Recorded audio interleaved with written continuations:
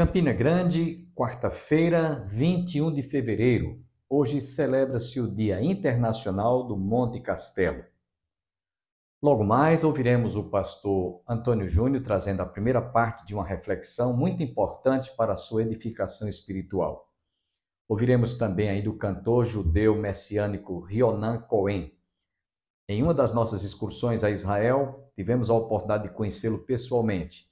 Ele é judeu messiânico, argentino, e interpreta músicas no estilo judaico. Vale a pena você ouvi-lo dentro de instantes. E por falar em Israel, precisamos muito de orar, não só pelo Estado de Israel, como nós temos feito, mas também pelo Brasil. Semana passada, o nosso atual presidente fez uma declaração que impactou o mundo diplomático, não só o Estado de Israel, inclusive o primeiro-ministro de Israel, Benjamin Netanyahu, convidou o embaixador do Brasil no Estado de Israel para dar declarações sobre o depoimento do atual presidente, comparando o que aconteceu no Holocausto com Israel, em detrimento de se defender contra os terroristas, contra o Hamas e o Hezbollah também lá no norte de Israel. Lamentamos porque essa não é a leitura que nós, cidadãos de direita, fazemos com relação à situação em que Israel se encontra atualmente. Sabemos que Israel nunca ataca, sempre se defende. E esse povo que é chamado povo de Deus, escolhido pelo patriarca Abraão, lembre-se que há uma promessa para Deus abençoar através daqueles que abençoarem Israel todas as nações e todas as famílias do mundo. Inclusive, o Brasil tem sido muito abençoado, mas diante dessa declaração, à mercê do que o nosso presidente, o depoimento que ele fez, é possível que nós recebamos juízo de Deus sobre a nação. Até porque a promessa de Deus feita a Abraão é essa: eu abençoarei os que te abençoarem e amaldiçoarei os que te amaldiçoarem. Então, lamentamos porque nosso presidente foi muito infeliz ao fazer aquela declaração antissemita contra o povo de Israel. Israel nunca ataca, sempre se defende. E comparar o Holocausto ao que aconteceu lá na faixa de Gaza, o maior genocídio foi o que os terroristas fizeram com cidadãos civis, inocentes, pessoas idosas, crianças. 40 crianças foram decepadas. Isso é genocídio, isso é crime, isso é inadmissível, isso é terrorismo, e não o que Israel fez. E lamentamos porque dentre aqueles que foram perseguidos pelo Estado de Israel para serem destruídos ou aniquilados, jamais houve a intenção de atacar ou de atingir os palestinos. Sempre Israel ataca aqueles que se levantam contra ele em legítima defesa, podemos assim dizer. Não é o que o presidente declarou, não. E isso trouxe uma comoção mundial. Inclusive, hoje, o nosso país, diante das relações diplomáticas com Israel, está quase que rompida. Houve como uma espécie de uma ruptura por conta de uma palavra muito precipitada, e poderia ter sido evitado essa interpretação tão desagradável. Portanto, vamos orar agora, nesse instante, pelo Estado de Israel e também pelo Brasil. Pai, te louvamos agradecidos pelo privilégio e pela oportunidade que temos, através deste canal, alcançarmos dezenas, se não centenas e milhares de famílias. Abençoe a cada internauta, cada telespectador. E agora queremos te apresentar todo o Estado de Israel. Tua palavra nos diz: eu abençoarei aqueles que te abençoarem. Nós estamos pedindo a tua bênção sobre Israel. Tem misericórdia do nosso país, que diante dessa declaração tão precipitada do presidente, diante desta interpretação equivocada, comparando o Holocausto ao que Israel, em defesa, em legítima defesa, nesses dias fez para que não fosse destruída. Portanto, tem misericórdia do nosso país, tem misericórdia do atual presidente, tem misericórdia, Senhor, desta nação, para que não venha juízo sobre a nossa pátria. É o que eu te oro e te peço, agradecidos, em nome de Jesus. Amém. Quero deixá-los agora com o cantor Rionan Cohen. Nos aguarde.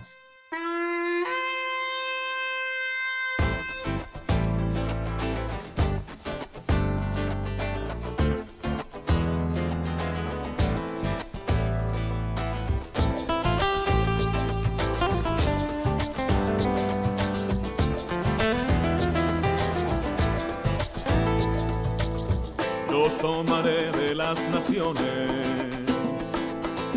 los recogeré de todas las tierras, todos tus pecados limpiaré, y a vuestro país os traeré. Quitaré el corazón de piedra, y os daré un corazón de carne. Pondré en vosotros mi Santo Espíritu, y guardaréis mis mandamientos, y habitaréis la tierra que di a tus padres, y me serás por pueblo, y yo seré tu Dios. Y volverán y cantarán, se alegrará el desierto y la soledad, y volverán y cantarán, porque el reino todo será de Adonai.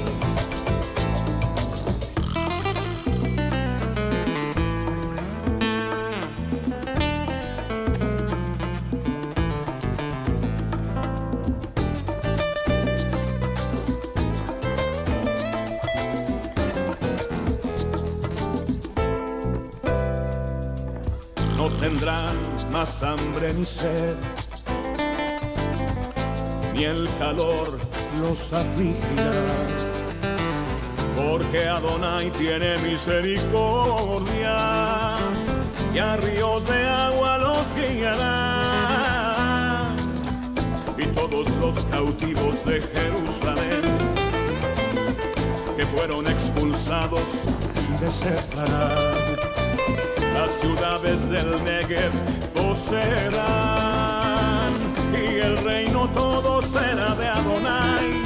Y habitaréis la tierra que di a tus padres, y me serás por pueblo, y yo seré tu Dios. Y volverán y cantarán, se alegrará el desierto y la soledad, y volverán y cantarán, porque el reino todo será de Adonai. Y volverán y cantarán, porque el reino todo será de Adonai. Y volverán y cantarán, porque el reino todo será de Adonai, será de Adonai, será de Adonai.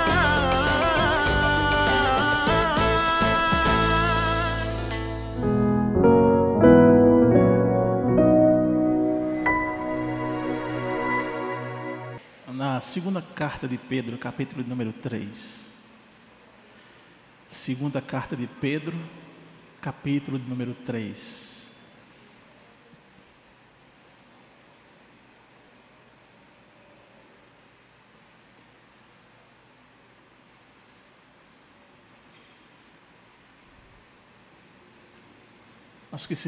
Aos que quiserem se colocar de pé, por favor, pode se colocar para a gente fazer a leitura.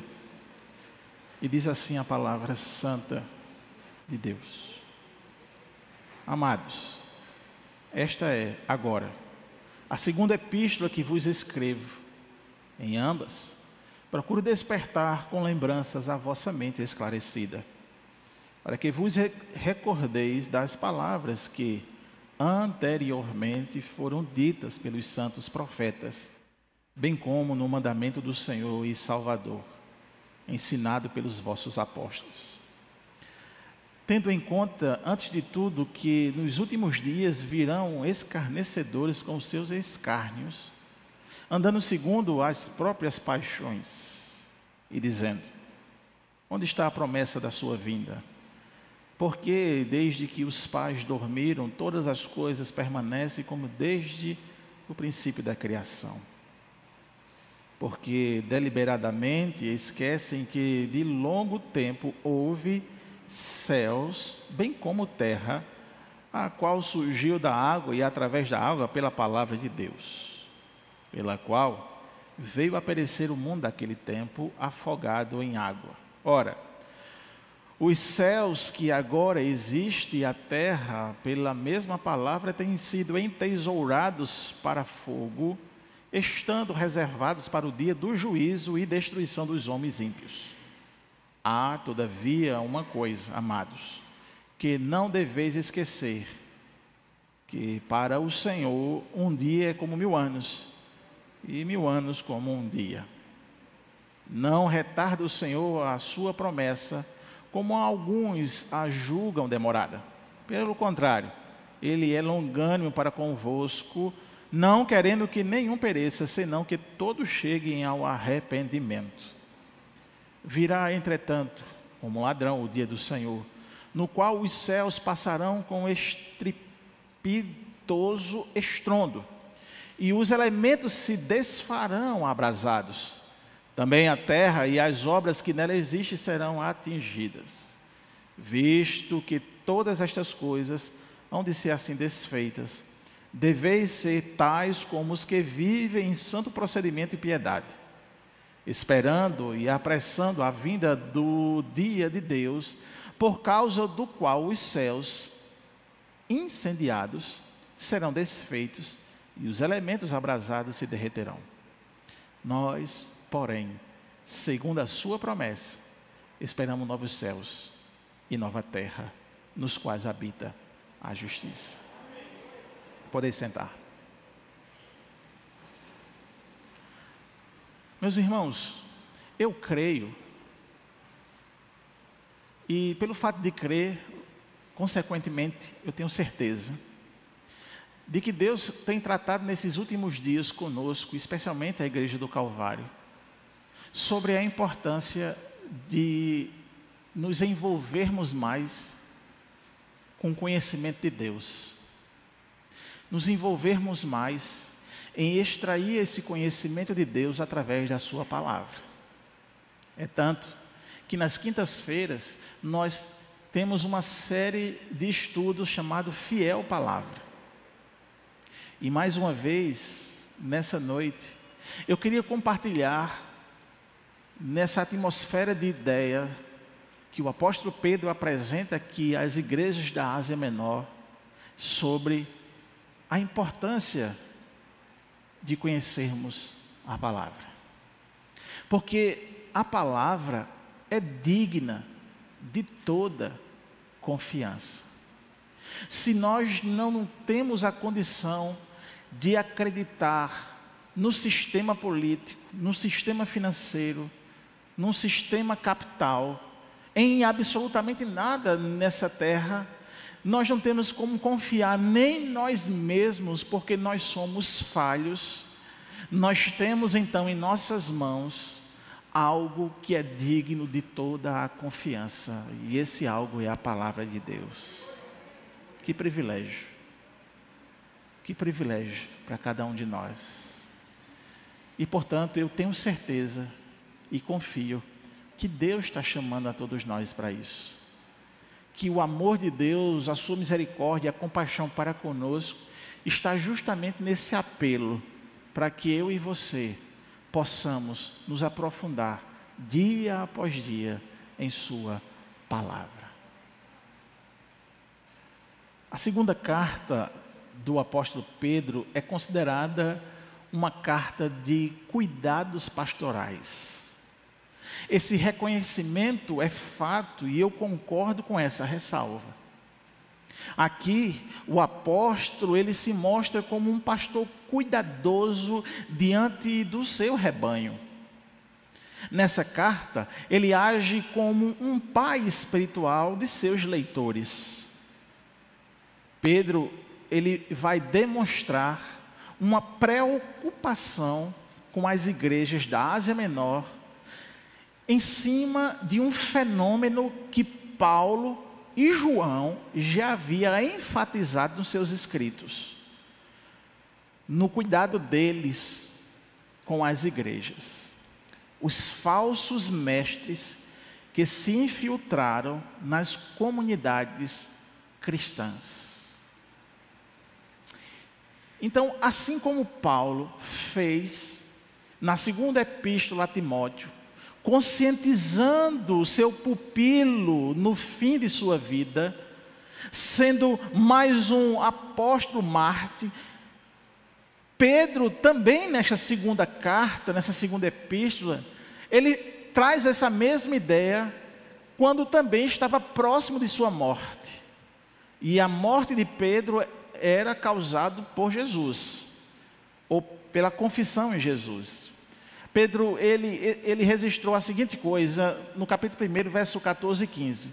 Porque sei que em breve deixarei esse tabernáculo, como nosso Senhor Jesus Cristo já me revelou. Eu me empenharei para que também, depois da minha partida, vocês sejam sempre capazes de lembrar-se destas coisas. E então, Pedro, nessa carta, ele deseja dar aos seus leitores algumas instruções, ensinar algo que nunca deve ser esquecido e assim a colocar em prática o que ele está ensinando. Pedro, nas entrelinhas, ele faz realmente um apelo. Ele entende o que vem recebendo do Senhor e precisa passar para os domésticos na fé. Então Pedro, ele é enfático. Rejeitem as heresias. Amadureçam de forma espiritual. E sobretudo, ele convida aqueles leitores, ele apela para aqueles irmãos, ele insiste com aquela igreja, ele pede àquela comunidade, persiste, solicita, suplica, para aquela comunidade sair da letargia espiritual.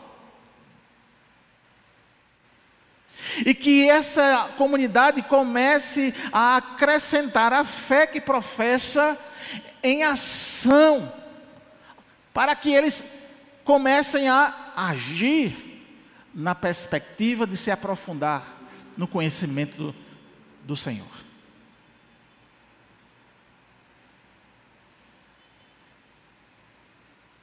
Pedro vai dizer então que é preciso que os irmãos se aprofundem para que eles permaneçam firmemente fundamentados na verdade.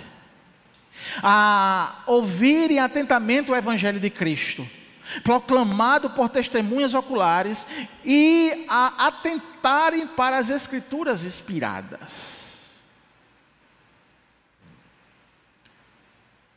E isso me lembra muito, às vezes, em conversas, em leituras de livros especializados, de que há uma grande crise dos jovens que adentram as universidades e que entre 10 jovens que adentram a universidade, 7 se desviam. E o peso e a carga às vezes cai apenas nos jovens, não é? Mas é um conjunto de fatores que fazem com que esses jovens abandonem a fé.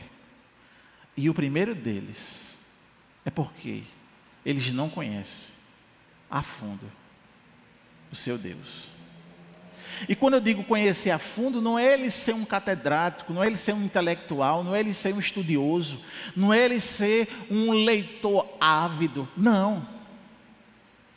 É ele se interessar, é você se interessar em descobrir as profundezas do ser de Deus na sua palavra. Deus se revela. E Ele se revela pela sua palavra. Portanto, a partir do momento em que cada um de nós não temos firmeza, não temos fundamentos na verdade, não ouvimos atentamente a Cristo, consequentemente, certamente, você vai se desviar. Porque o apelo mundano, ele vai vir não como um diabo de vermelho e preto com chifre, mas ele vai vir de forma doce, atraente, comovente e emocionante. é só você olhar, ver ou ouvir os apelos mundanos. Então, irmãos, é importante, imprescindível, que nós venhamos a estar firmes, permanentes e fundamentados na verdade, a ouvir atentamente a Cristo, a ser proclamador, testemunha dele. Então Pedro, como um pastor, ele está encorajando seus leitores, admoestando, avisando aos irmãos que todo pensamento humano, toda conclusão baseada em tradições seculares de construção na análise humana, ela é falha, ela é falsa, ela é mentirosa. Elas estão equivocadas. Toda a solução do pensamento humano, ela é falha. Não há eficácia nisso. Então, Pedro vai admoestar a igreja que, se a igreja se fundamentar em fundamentos, sendo redundante, humanos, ela vai cair, ela vai falhar, porque não é algo de Deus. A admoestação é um aviso, é uma advertência, e Pedro está fazendo aqui nesse texto, nessa carta. Então, essa carta nos ensina que já participamos da natureza divina, e se já participamos da natureza divina, nada mais natural de que nós nos aprofundamos nessa natureza divina. Por intermédio destas, Ele nos deu as suas grandiosas e preciosas promessas, para que por elas vocês se tornem participantes da natureza divina e fugissem da corrupção que há no mundo, causada pela cobiça. 2 Pedro, capítulo 1, verso 4. Então, meus irmãos, ele nos diz que devemos permanecer, lutar dia a dia pela nossa salvação, num processo chamado de santificação. É justamente a cultivação das qualidades espirituais da fé, ou seja, nossa responsabilidade em apresentar uma vida santa, buscando domínio próprio, vida piedosa com consagração em oração, jejum, culto e boa conduta. E aí Pedro, no texto nosso do capítulo 3, ele vai dizer que o caminho para que a gente possa nos conduzir assim é trazendo à memória aquilo que nós já sabemos de Deus. O apóstolo Pedro, ele recomenda que os irmãos lembrem daquilo que os profetas já revelaram. Ele aponta para os escritos do Novo Testamento, mas também para toda a produção do Novo Testamento, que naquele momento já estava circulando entre as comunidades cristãs. Olha o versículo 1 e o versículo 2. Amados, esta é agora a segunda epístola que vos escrevo. Em ambas procuro despertar com lembranças a vossa mente esclarecida. Ou seja, Pedro sabia que a igreja que estava recebendo a carta, aqueles irmãos já tinham conhecimento de Cristo Jesus, já tinham aceitado a salvação em Cristo Jesus, já tinha sido iniciado no Evangelho, já era uma comunidade cristã, evangélica, firme na fé. E aí ele está dizendo: eu quero trazer a memória da mente de vocês que já estudam a palavra.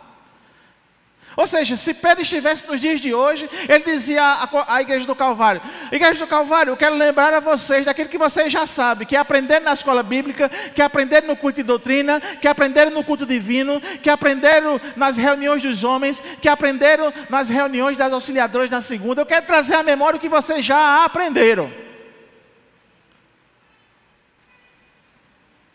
para que vos recordeis das palavras que anteriormente foram ditas pelos santos profetas, bem como do mandamento do Senhor e Salvador, ensinado pelos vossos apóstolos. Então essa dá a ideia que de fato as cartas dos apóstolos já estavam circulando naquele momento, e a igreja já tinha conhecimento. Então isso me fundamenta, por exemplo, como pastor, de que aquilo que eu vou ensinar à igreja é Bíblia.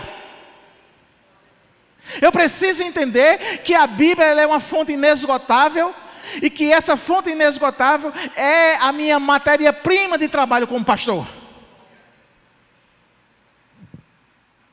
O púlpito ele não pode jamais ter ensino secular. Por isso que quando o púlpito ele se inclina, por exemplo, para ensinar um princípio psicológico, um princípio filosófico, um princípio sociológico, um princípio marxista, um princípio, seja lá do que for, da mente humana, ele deve ser rejeitado urgentemente. E penso eu, que quando uma igreja, ela se baseia nesse tipo de coisa, ela há muito tempo já morreu. Ela há muito tempo já sucumbiu. Então, quando eu olho para uma epístola como essa, eu faço então a minha oração: Senhor, tem misericórdia. Aparta de mim todo e qualquer pensamento que venha a se iludir com teorias seculares, mundanas, humanas. Em que eu pense que eu vou tratar um crente que caiu em pecado com as teorias bem raivoristas da psicologia, com as teorias de Freud, aquele maluco, ou com qualquer outro tipo de teoria secular. Não, irmãos, aqui é claro e singelo e direto. O alimento espiritual vem da revelação do Senhor, que é muito maior do que as coisas seculares. Por isso o apóstolo Paulo vai dizer assim: gente, a Bíblia, ela é digna de toda confiança. Não há nenhuma dúvida. Você não pode duvidar daquilo que Deus revelou. Então, trazer à memória algo é importante, mas também, meus irmãos, não é algo que você faça como uma memorização. Embora que quando nós estamos lendo a Bíblia, meditando na Bíblia, ouvindo a Bíblia, e textos são memorizados e usados em momento específico, o que Pedro está enfatizando, que quanto mais tivermos uma mente bíblica, a partir dos ensinamentos que buscamos e aprendemos, não corremos o risco de tropeçar. Quanto mais eu tenho uma mente bíblica, menos risco você corre de tropeçar.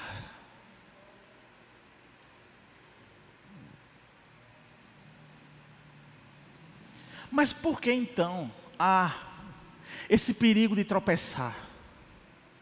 Porque se Pedro está alertando a igreja, é porque há o perigo. E o perigo é por causa daqueles que distorcem a palavra. Daqueles que destroem, por exemplo, a interpretação da palavra. Os falsos mestres, eles sempre assolam a igreja.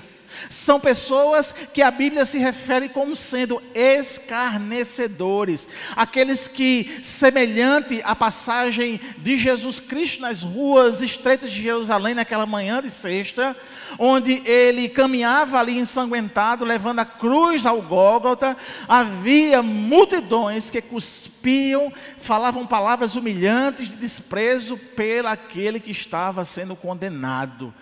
Então Pedro afirma que tais pessoas, que também se colocam como mestre, são pessoas que ridicularizam a verdade, distorcendo para o seu bel prazer. E aqui a gente podia então elencar uma enorme lista de igrejas, pessoas que fazem esse tipo de coisa. Quero agradecer a você, internauta, e esperamos a sua compreensão devido à exiguidade do nosso tempo. Você está convidado para que amanhã ouça a continuidade desta mensagem.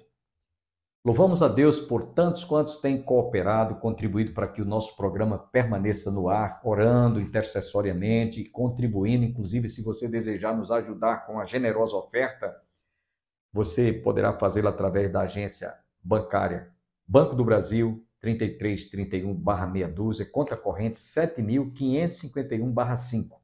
Ficaremos agradecidos a tantos quantos nos ajudarem a manter este programa no ar. Deus abençoe a você e a toda a sua família e até amanhã, se Deus assim nos permitir. Shalom, a paz do Senhor.